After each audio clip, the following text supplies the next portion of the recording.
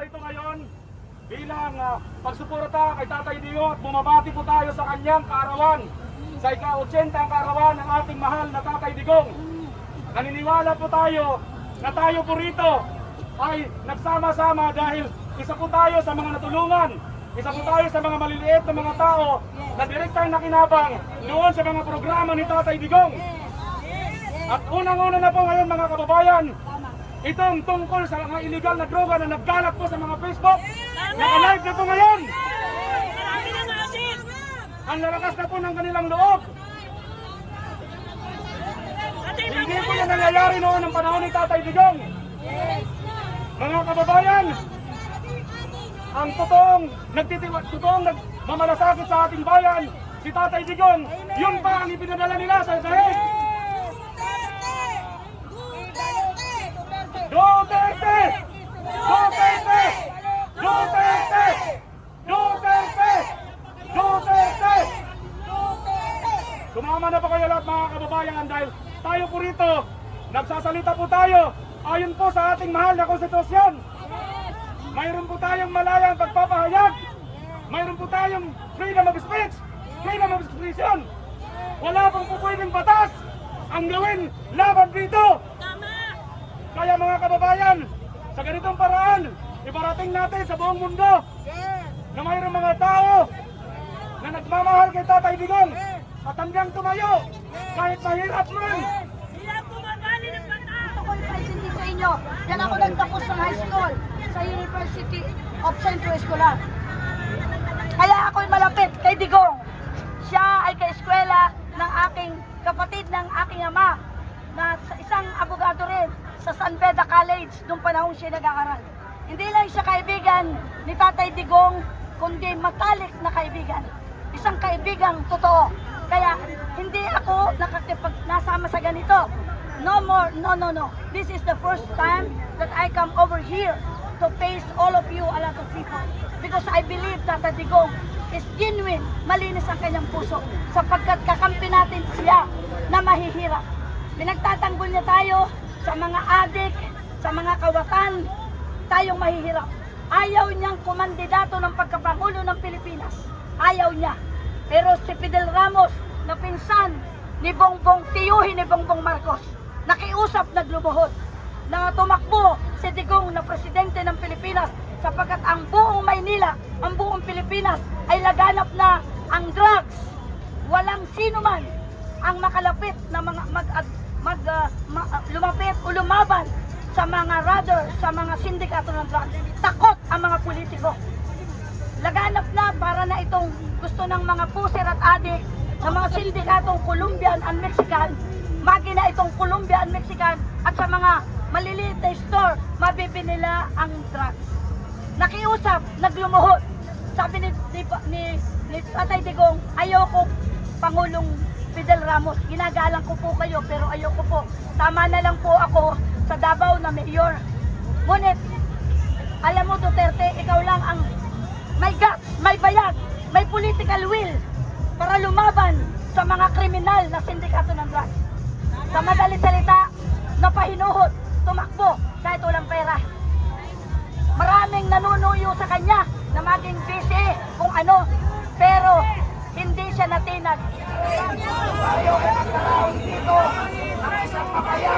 Nakatawa yung mga pulis kasi sila kapag hindi umuwi, sinupla yan! Mga sinupla yan sa gobyernong ito. Kaya tinatawanan lang nilang taong bayan na nagpapakahirap para kayo sahuran. Mga animal. Sinupli ang sahod nyo. Noong si Pierre Arde ang nakaupo. Ang inayuda sa inyo, pera ng taong bayan. Pera ng taong bayan.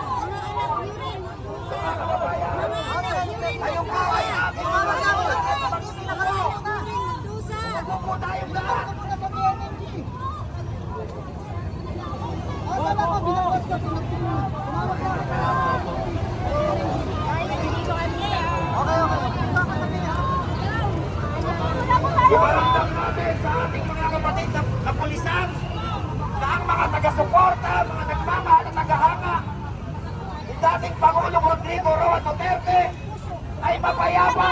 Tama ba? Hindi kami katulad ng mga komunista. Hindi kami katulad ng mga CPP, NPA. Kami ay mga edukadong tao at hindi kami bayad. Magsiupo tayo mga kinitay pa ho natin ang ating mga kasamahan. Magsiupo po tayo.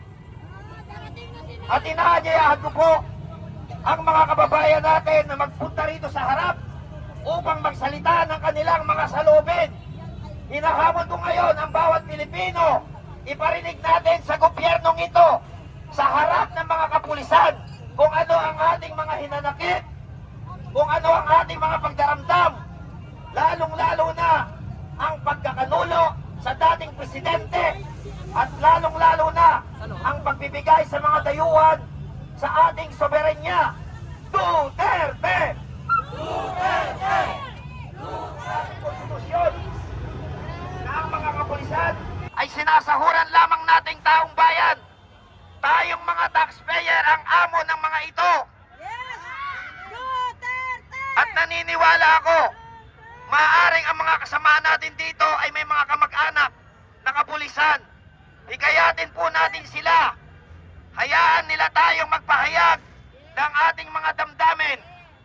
At lalo na sa tulong at awa ng ating may kapal, nawa ay puspusin ang kanilang kalooban ng awa ng Panginoon. Nahaplusin ang kanilang mga puso.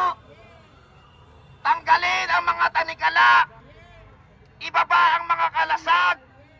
At hayaan tayong pasukin ang ating tahanan, ang palasyo ng Malacanang.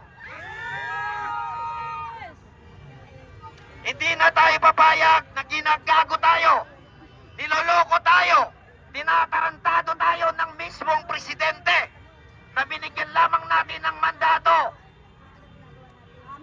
Inuulol tayo ng paulit-ulit. Papayag pa ba tayong matapos ang araw na to na hindi natin nababawi ang mandato? Magsiupo po tayo mga kababayan. Alam nyo yung ating mga kapatid na kapulisan, tensyonado din po yan. Pero ginagarantiya po natin sa kanila, wala tayong dalang kahit na nail cutter dito. Wala tayong dalang kahit na karayom dito. Hindi tayo nagpunta rito para makipagpatayan. Bagkus, tayo po ay nagpunta rito sa pamamagitan ng makapangyarihan at nagkakaisang salita. Ipaparating natin sa gobyernong ito, sa harapan ng kanilang mga utusan, na hindi napapayag ang bansang maisog